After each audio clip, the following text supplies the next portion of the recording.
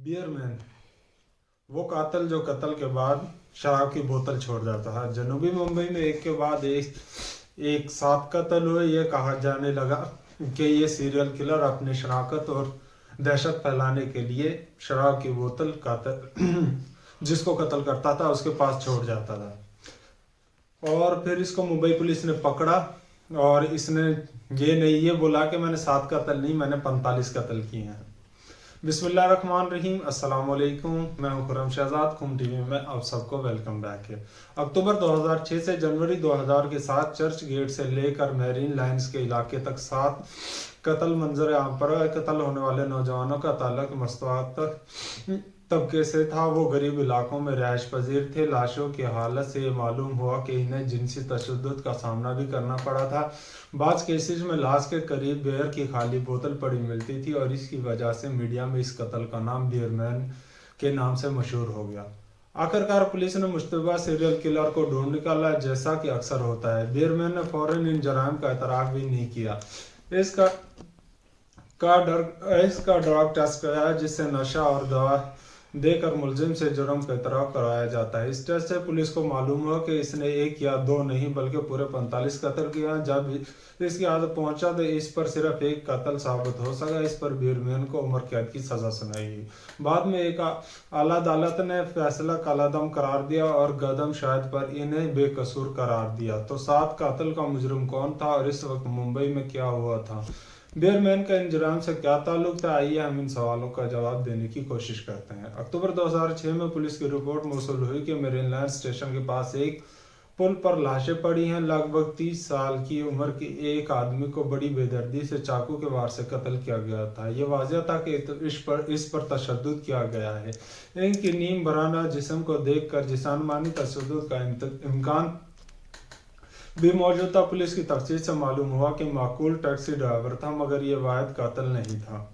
1.5 माह बाद पुलिस को चर्च गेट के पास तशद्दुद से लाश बरी। मेरीन लाइन्स और चर्च गेट के 2 स्टेशन के दरमियान 3 माह में कुल 7 लाशें बरामद की जा चुकी, जिसके किसी भी केस में मुजरिम की शनाख्त या कातिल की वजह मालूम ना हो सकी। फिर ये खबर हर जगह फैल गई। मुंबई की गलियों में एक सीरियल किलर रातों को फिरता। मीडिया ने इस सीरियल किलर को बियरमैन का लक़ब दिया, क्योंकि लाशों के पास अक्सर बियर की कैन बरामद होते थे। पुलिस ने तफ्तीश के दौरान इलाकों से रोंद नामी शख्स को हिरासत में। पुलिस रिकॉर्ड के मुताबिक वो एक मुखबर था जो मुलजिम में डकैत गैंग के साथ काम करता था, मगर बाद में इसने जुर्म की दुनिया छोड़ दी थी। अब वो वाटा पाव का ठेला चलाता था। रोंदन के सर पर टोपी और ऐसी दाढ़ी थी। इसने इस्लाम कबूल करके अपना नाम अब्दुल रहमान रख लिया था।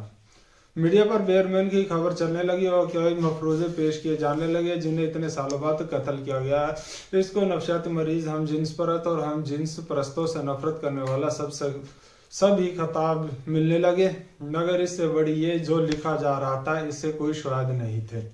तफ्तीश जारी थी, मगर दूसरे जराये से खबर चलाई जा रही थी। ये भी कहा जाने लगा कि बियरमैन बहुत ज़्यादा शराब पीता है और इसलिए लाश के पास बियर की बोतल रख देता है। ये मामला अदालत में पहुंचा, जहां राविंद को 2 मुकदमात में बरी कर दिया गया था। हम एक मुकदमे में इसे उम्र कैद की सजा सुनाई। सितंबर 2009 में मुंबई हाई कोर्ट ने स्टेशन कोर्ट के इस फैसले को कलअदम करार देते हुए राविंदर को शवाहिद न मिलने के बिना पर बरी कर दिया। जुलाई 2012 में एक सहाफ़ी ने इनसे मुलाकात करने के बाद एक तफसीली रिपोर्ट शाया की। रविंदर के वालिदैन गोपी घाट के इलाके में रहते थे और बेटे पेशे के एतबार से धोबी थे। जब इनका गैर कानूनी घर गिरा दिया गया तो रविंद्र अपने रिश्तेदारों के पास चला गया, लेकिन नौजवानी में ही वो मुंबई वापस आया ताकि मजदूरी कर सके। कहा जाता कि बाद में इन्होंने एक ऐसे गैंग में शमूलियत इख्तियार ली जो भटता लेता था। इस वजह से मुतअद्दिद बार इसको पुलिस ने हिरासत में लेता है। बियरमैन के तौर पर गिरफ्तार होने से पहले इसके खिलाफ किसी बड़े जुर्म का मुकदमा दर्ज नहीं हुआ था। यही कहा जाता है इसका ज़्यादा वक्त वाइफों के साथ गुजरता था, जहां एक सेक्स वर्कर की मोहब्बत में मुब्तला होकर इसने शादी कर ली और इसे आज़ाद करवा दिया। मोहब्बत की वजह से रविंदर का दावा है कि इसने गैंग की ज़िंदगी छोड़ी।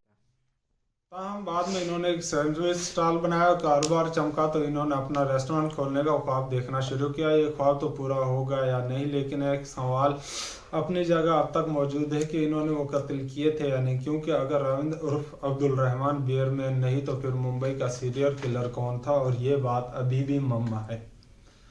खुर्रम शहजाद को दीजिए इजाज़त, अपना ख्याल रखिए, दुआ में याद रखिए और बेयरमैन को ढूंढते रहिए। अल्लाह हाफिज़।